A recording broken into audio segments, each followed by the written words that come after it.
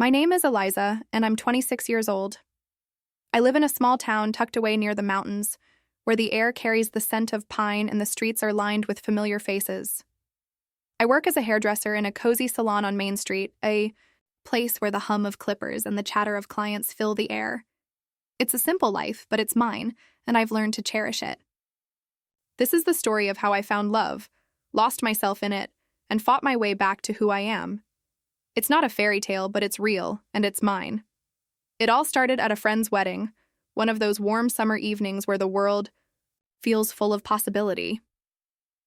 I was 25, standing by the dessert table when I met Ryan. He was the groom's cousin, tall and lean, with a smile that could charm anyone. He had this way of making people laugh, tossing out jokes and stories that kept the crowd buzzing. But when he turned to me, his eyes softened, and I felt like the only person in the room. "You have a beautiful smile," he said, his voice low and sincere. No one had said anything like that to me in years, not with that kind of warmth. My cheeks flushed, and I looked down, suddenly shy, clutching my glass of punch. We ended up talking for hours that night, leaning against a wall as the music played and the party swirled around us. He told me about his job at a small office, where he filed paperwork and answered phones. It wasn't glamorous, but he liked it well enough. He still lived with his parents, he admitted, but he was saving up to move out. "I'm ready for something real," he said, his eyes searching mine. "I want a wife, someone kind, someone who doesn't need all the fancy stuff." His words felt like an invitation, a glimpse into a future I hadn't dared to dream about. I thought maybe, just maybe, I could be that person. The wedding ended, but Ryan didn't let it fade into a memory. He called me the next day, his voice bright through the phone. Then he called the day after that, and soon we were talking every day. We started meeting almost every evening after I finished at the salon. He'd show up with a coffee, still warm, in its to-go cup, and we'd walk through town, our footsteps sinking on the cracked sidewalks. We'd talk about our days, our dreams, the little things that made us laugh. He'd tell me I was special, his hand brushing mine as we sat on a bench outside the diner. "I've never met a girl like you," he said one night, his voice so sure it made my heart skip. I believed him. I let myself fall, imagining a life where I was loved, where I belonged. 3 months after that night, he proposed. It was unexpected. Under a flickering streetlight after one of our walks. He fumbled in his pocket, pulling out a simple silver ring that caught the light. "Marry me, Eliza," he said, his voice trembling just a little. My heart raced, and I felt a rush of joy, but also a flicker of doubt. It was fast, maybe too fast. But I was 25, swept up in the glow of his affection, and I said yes, my voice barely above a whisper. My mother wasn't convinced. "Eliza, slow down," she said when I told her, her hands clasped tightly in her lap. "You don't really know him." But I was stubborn, certain that love was enough to carry us through anything. I didn't listen. We had a small wedding in a local church, the kind with wooden pews worn smooth by years of prayers and stained glass windows that cast patches of color on the floor. My family was there, his too, everyone smiling for the photos, their voices mingling in the warm air. I wore a simple white dress, and Ryan looked handsome in his suit, his grin wide as he held my hand. But beneath my smile, I felt a quiet unease, a nervousness I couldn't name. I pushed it down, telling myself it was just jitters. I was a wife now, and that felt like a new chapter, a chance to build something beautiful. After the wedding, I moved into Ryan's house, or rather, his parents' house, where he still lived. It was a modest place with faded curtains and a kitchen that always smelled faintly of coffee. I told myself it was temporary, just until we could afford our own home. I didn't mind too much at first. I was excited to start our life together, to be part of a family. But Ryan's mother, Teresa, was a constant presence, her eyes sharp and watchful, like she was sizing me up. His father was quieter, a man of few words, always tucked into his armchair with a newspaper or the TV remote. Ryan reassured me, "They just need time to get used to you. You'll see." So I tried to fit in, to prove I belonged. I woke up early every morning to make breakfast, scrambling eggs or toasting bread, hoping to start the day right. I cleaned the kitchen, wiping down counters even if they were already spotless, and offered to help Teresa with dinner. "I've been doing this my whole life," she'd say, her tone clipped, waving me away. "I don't need help now." I smiled, nodded, and kept trying, determined to win her over. I wanted to be a good wife, a good daughter-in-law, someone they could rely on, but no matter how hard I tried, it never seemed to be enough. 2 months into our marriage, Ryan started to change. The man who used to joke and smile was slipping away. He began coming home late, his face closed off, his answers short. When I asked where he'd been, he'd snap, "You ask too many questions, Eliza." I'd spend hours preparing dinner, setting the table with care, but he'd push the plate away. "I'm not hungry," he'd say, heading to the living room to watch TV. His warmth was gone, replaced by a coldness that left me confused and hurt. One evening, Teresa tasted the soup I'd made, her lips pursing. "Too salty," she said, setting the spoon down. Ryan looked at me across the table, his eyes hard. "Can't you do anything right?"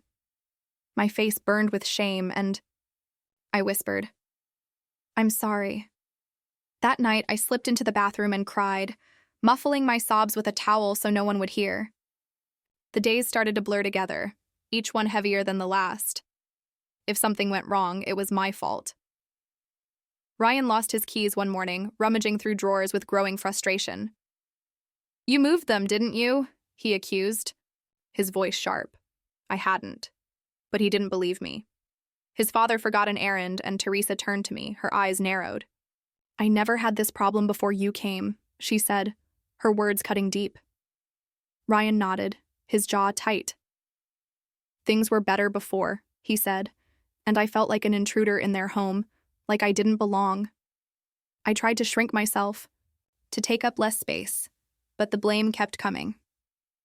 One day, I was washing dishes when a glass slipped from my hand, shattering on the tile floor. The sound was like a gunshot in the quiet kitchen. Teresa rushed in, her face red. "What are you doing? Are you a child?" she shouted. Ryan appeared in the doorway, his expression dark. "Just clean it up," he said, his voice flat. "You always make a mess." My hands shook as I swept up the shards, my throat tight with unshed tears. I felt small, clumsy, like I couldn't do anything right. That night, I sat on the edge of the bed and asked Ryan, my voice barely audible, "Why are you always angry at me?" He didn't look up from his phone. "Because you ruin everything," he said. The words landed like a blow, and I had no response. He walked out, leaving me staring at the wall, my heart heavy. The next morning, I went to work early, desperate to escape the house. The salon was my refuge, a place where I could focus on cutting hair, chatting with clients, and pretending everything was fine. But my boss, Clara, noticed something was wrong. "Eliza, are you okay?" she asked, her voice gentle as she handed me a stack of towels. I forced a smile, the kind I'd perfected over weeks. "Just tired," I said, turning back to my station. But I wasn't okay. I was unraveling, piece by piece, and I didn't know how to stop it. We were invited to a cousin's birthday party one weekend, a chance to get out of the house. I chose a blue dress, one I thought looked nice, and spent extra time curling my hair. When Ryan saw me, he frowned. "Is that what you're wearing?" he said, his tone dripping with disapproval. I nodded, my confidence faltering. "Try not to embarrass me," he added, and my stomach twisted. At the party, he was all smiles, laughing with his cousins, telling stories like the Ryan I'd met at the wedding. But he barely spoke to me, leaving me to hover on the edges of conversations. People asked, "How's married life?" And I lied, "It's good." My voice bright, while inside I screamed, "I feel small. I feel invisible." That night, he didn't thank me for coming or acknowledge the effort I'd put in. He just went to sleep, leaving me to lie awake, staring at the ceiling. One morning, I forgot to pack his lunch, caught up in the rush of getting ready. He stormed into the bedroom, his face red. "Do you even care about me?" he shouted, holding up the empty lunch bag. I stammered, "I'm sorry, I forgot." He threw the bag on the floor, his voice rising. "You always forget. You don't think." I picked it up in silence, my hands trembling, and promised to do better. The next day, I made a perfect lunch. His favorite sandwich, a crisp apple, a note tucked inside that said, "I hope this makes you smile." I wanted him to see I was trying, that I cared. That evening, he came home and said nothing. I found the lunch bag on the counter, the note still folded inside, untouched. "Did you like the lunch?" I asked, my voice small. "I didn't even look at it," he said, brushing past me. I stood there, feeling like I'd failed again, like nothing I did mattered. Teresa's criticism was relentless. The laundry was wrong, shirts wrinkled, towels folded incorrectly. The living room was dusty, the kitchen a mess. "What do you even do all day?" she'd say, holding up a shirt like evidence of my incompetence. Ryan would watch, his silence louder than words. "She's not used to real work," he'd say, and I'd shrink further, my confidence eroding. One night I sat outside the house, the air cool against my skin, the sky a heavy gray. I felt like I couldn't breathe, like the walls of that house were closing in. I didn't feel like a wife. I felt like a mistake, a burden. For the first time, I whispered to myself, "Why did I marry so fast?" And then quieter, "Maybe I made a big mistake." I kept trying, waking up early, to make breakfast, cleaning, smiling through the barbs. Ryan barely acknowledged me. One morning, he picked up his plate and said, "This toast is too cold," before walking away. I didn't respond, just poured myself a cup of tea and retreated to the kitchen. Teresa walked in, her eyes scanning the floor. "Crumbs," she said, pointing to a spot I'd just swept. "You don't know how to clean. My son never had this before you." I cleaned the floor again, my movements mechanical. No one said thank you, and I didn't expect them to. At the salon, I was exhausted, my hands aching from endless chores, my feet sore from standing all day. But I smiled for the customers, cutting hair, making small talk, offering kind words even when I had none for myself. Inside, I was empty, a shell of the person I'd been. Clara noticed. "Eliza, take a break," she said one afternoon, her voice firm. "I'm okay," I lied, turning back to my client. But I wasn't okay. I was drowning, and I didn't know how to reach the surface. When I got home that day, Ryan was already there, sprawled on the couch, the TV blaring. "Did you get milk?" he asked, not looking up. I'd forgotten, my mind too cluttered with everything else. His face hardened, his voice sharp. "One simple thing, and you can't even do that." I offered to go to the store right then, my voice quiet. He didn't thank me, just turned back to the screen. I walked to the store, my legs heavy, my heart heavier. "Don't cry in public," I told myself, blinking back tears as I grabbed the milk and paid. I brought it home, set it in the fridge. No one said a word. That night, I sat in the small bedroom we shared, staring at my phone. The screen was blank, no messages, no missed calls. I missed my mother, my old room, the piece of my life before all this. But I didn't call her. I couldn't bear to admit she'd been right, that this marriage was a mistake. I felt trapped, tethered to a life I didn't recognize. The next day, Teresa announced her friend was coming over. "Clean the living room better this time," she said, her tone sharp. Last week it was full of dust. I scrubbed every corner, polished the furniture, even baked cookies for her friend, hoping for a kind word. When the woman arrived, Teresa smiled and said, "I do everything here. I don't let the young one touch my kitchen." I was standing right there, holding a tray of cookies, but I said nothing, my eyes fixed on the floor. Ryan started complaining about money. "You don't make enough," he said one evening, leaning back in his chair. "Maybe work more hours." I was already working full days, my body aching from the effort. "Then get a better job," he said. "We need more." But he didn't pay rent. We lived in his parents' house for free. He didn't cook, didn't clean, didn't lift a finger. I made his favorite dinner one night, chicken and rice, setting the table with care. He looked at it and sighed. "Can't you try something new?" he said, not even touching it. I said, "I thought you liked it." He didn't respond, just shut himself in our room. I ate alone at the table, the silence deafening. I started dreaming of leaving, of packing a bag and walking away from it all. But where would I go? My name wasn't on the house, the bills, anything. I had no savings, no plan, just a growing sense of desperation. So I stayed day after day, trying to hold on to the hope that things would get better. One Sunday, I suggested going to church. "Let's go together," I said to Ryan, hoping for a moment of connection. He scoffed. "I'm not wasting my time there. Go if you want." I went alone, slipping into a pew at the back of the church. The quiet warmth of the space wrapped around me, and I closed my eyes, praying for strength, for peace, for something to hold on to. When I got home, Teresa was in the kitchen, her arms crossed. "Where were you? The floor's dirty again." I said, "I went to church."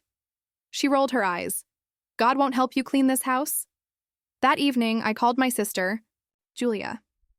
She's younger than me, but she's always been stronger, more sure of herself. "Can we talk?" I asked, my voice trembling. "Of course," she said, her tone warm. I told her everything. Ryan's coldness, Teresa's blame, the way I felt like nothing in that house. She listened without interrupting, and when I finished, she said, "Come stay with me." I hesitated, the weight of leaving too heavy to lift. "I can't," I said. "Not yet." But her offer stayed with me, a small spark in the darkness.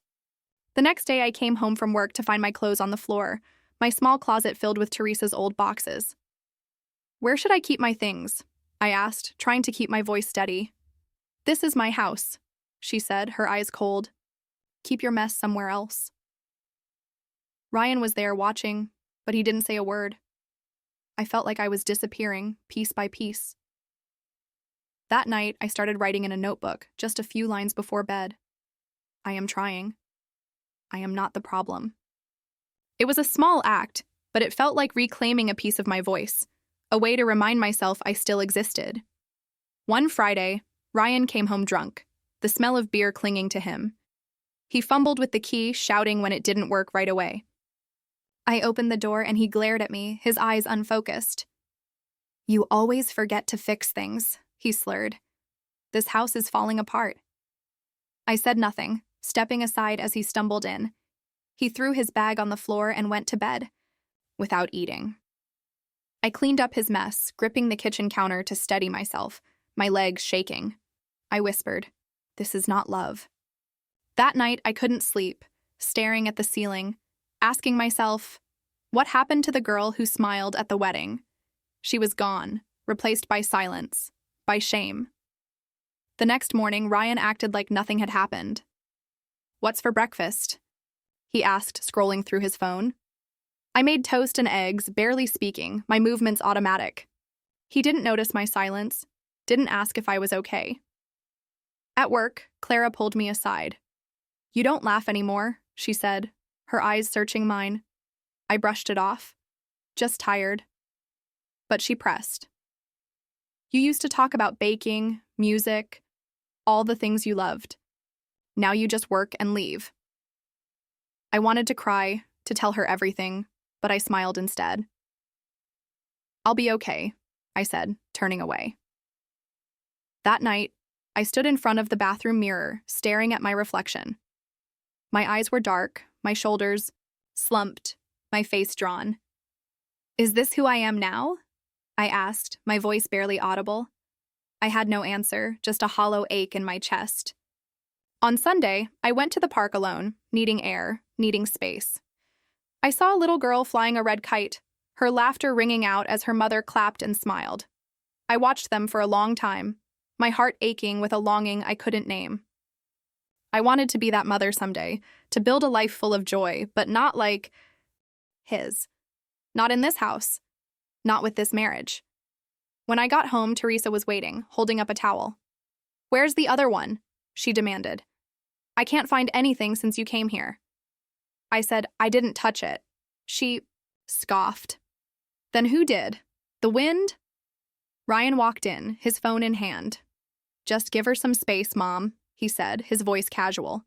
It was the first time he'd spoken up for me, but it was fleeting, gone as soon as he looked back at his screen. Teresa shook her head and left, muttering under her breath. That night, I sat in the bedroom with my notebook, the weight of the day pressing down on me. I wrote, I don't want to feel like this tomorrow. I don't want to feel like this next month or next year. I closed the book and looked out the window, the moon full and bright in a clear sky. For the first time, I asked myself a serious question. What if I leave? The thought was terrifying, but it was also a lifeline. Not forever, not yet, but for a few days, just to breathe, to remember who I was.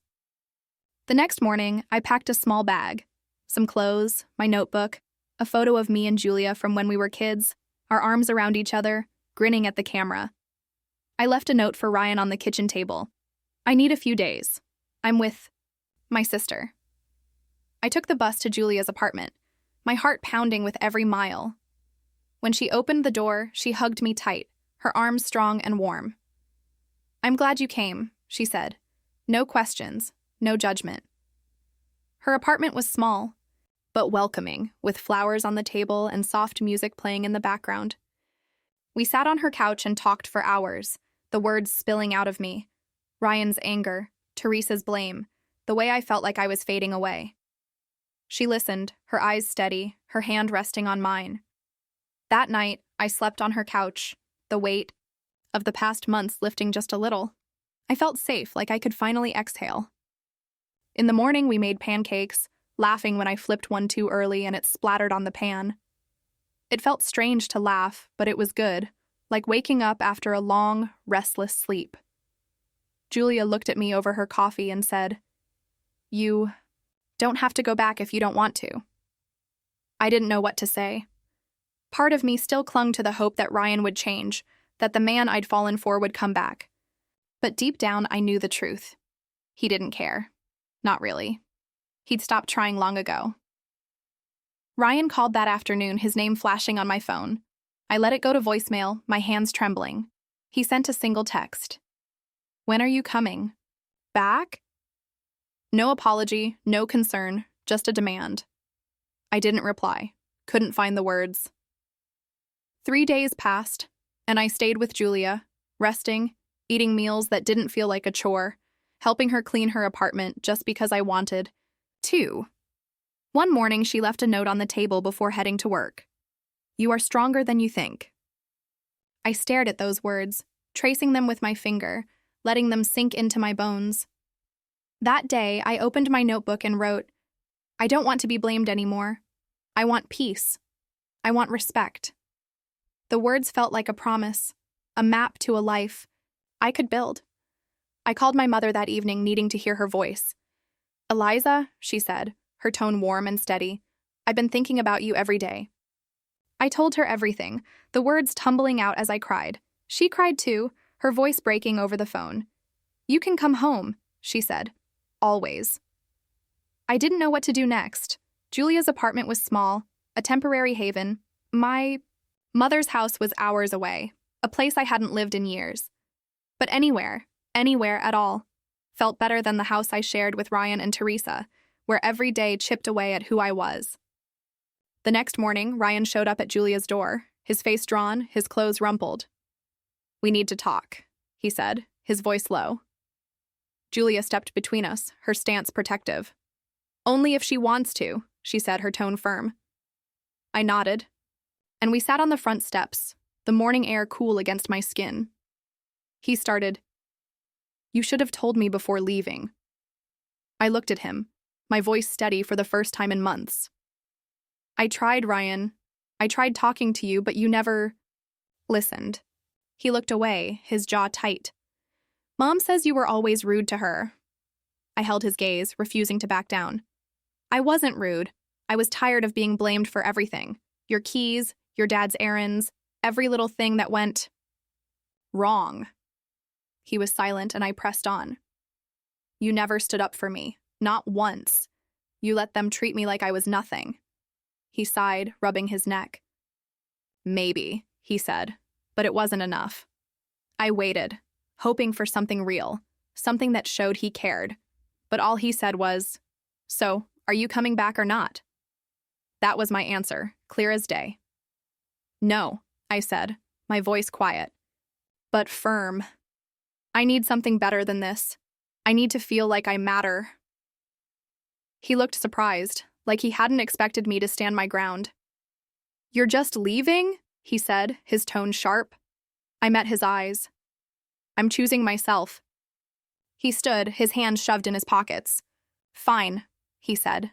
Do what you want. And then he walked away, his footsteps fading down the street. Julia came outside and hugged me, her arms tight. I'm proud of you, she said, and I felt a weight lift, a space opening up where fear had been. That night, I called my mother again. Can I stay with you for a while? I asked, my voice small but hopeful. Of course, she said, her voice warm with love. Come home. 2 days later, I moved into her house, a small place filled with memories of my childhood. My old room was still there, the bed soft and familiar, the desk by the window where I used to do my homework. I walked in, set my bag down, and cried, not from sadness but from relief, from the feeling of being free. It was like stepping out of a storm into a quiet, warm room. I found a job at a new salon near my mother's house, a bright space with friendly coworkers and clients who smiled when I walked in. The owner, Mrs. Wilson, shook my hand and said, "We're happy to have you, Eliza." I smiled, and it wasn't forced, wasn't a mask I wore to hide the pain. It was real, a small spark of the person I used to be. Each week, I felt more like myself. I baked cookies with my mother, the kitchen filled with the smell of sugar and vanilla. I read books, losing myself in stories that took me far away. I wrote in my notebook, filling pages with thoughts and dreams, reminders that I was enough. One evening, I sat by the window, looking at the stars scattered across the sky. I thought about the nights I'd cried in silence, the words Ryan had thrown at me, "You ruin everything. You don't do anything right." I thought about Teresa's blame, her sharp eyes, her endless criticism, and I knew, with a clarity that settled deep in my chest, that it wasn't me. I wasn't the problem. That house, that life, that marriage, it was built on blame, not love. I wanted to love again someday, but not like that. Not fast, not without care. I wanted someone who would hear me, see me, stand beside me through the good and the bad. A few months later, Ryan sent divorce papers, a stack of documents delivered without a word. I read through them, my hands steady, and signed my name. There was no pain, no regret, just a quiet peace. On the last page, I wrote a note to myself. You survived. You are enough. I sealed the envelope and sent it back, closing that chapter of my life. Now, I wake up every morning in my own space, the sunlight streaming through my window. I drink tea with my mother, our conversations easy and warm. I walk to work with music in my ears, the rhythm lifting my steps. I smile more, laugh more, feel the weight of the past slipping away. Customers at the salon say, "You look happy," their voice is kind. I say, "I'm learning to be," and I mean it. I don't have everything figured out. Life is still a work in progress, but I have myself, and that's a strong foundation to build on. I made a choice, a hard one, to stop living in blame, to walk away from a life that was breaking me. It wasn't easy, and there were moments I doubted I could do it. But I did, and I'm here, standing taller, breathing easier. If you're watching this and you feel stuck, like you're carrying a weight you can't put down, I want you to know something. You are enough. You are stronger than you think, and you can choose to begin again, just like I did. It's not about having all the answers. It's about taking that first step, trusting that you're worth it. Because you are. Thank you for listening to my story. It's not perfect, but it's mine, and I'm grateful for every part of it. The pain, the lessons, and the hope that keeps me moving forward.